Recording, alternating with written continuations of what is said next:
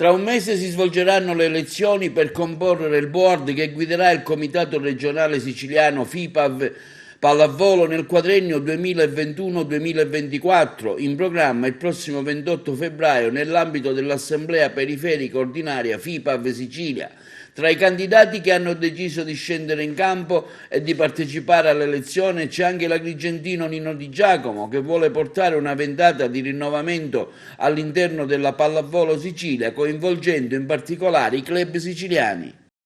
L'elezione ci sarà sicuro perché il CONI ha diramato una circolare in questi giorni che proprio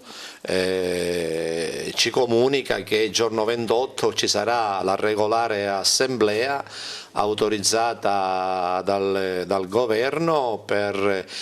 disputare proprio questa assemblea. Sarà il giorno 28 a Palermo. Ho iniziato già da tempo a girare per lungo e a largo anche con delle call conference con i vari territori. La mia candidatura è la novità assoluta nel mondo della pallavolo, perché un presidente di società non si era mai candidato per rappresentare le società, quindi la mia è una candidatura di cambiamento, è una opportunità che do a tutte le società, perché voglio mettere proprio al centro dell'attenzione le società e la pallavolo. Si parlerà solo ed esclusivamente di pallavolo. La mia candidatura proprio è stata dettata dall'esigenza di mettere le società al centro del nostro movimento, perché purtroppo nei vari anni ci sono stati dei candidati che nulla avevano a che fare con proprio il mondo delle società. Io l'ho definita la casta che faceva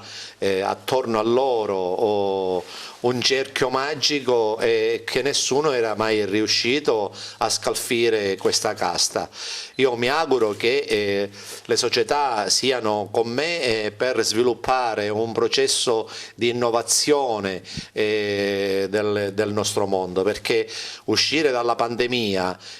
così come siamo sicuramente non andremo da nessuna parte, quindi le mie proposte sono innovative e sono per rilanciare la pallavolo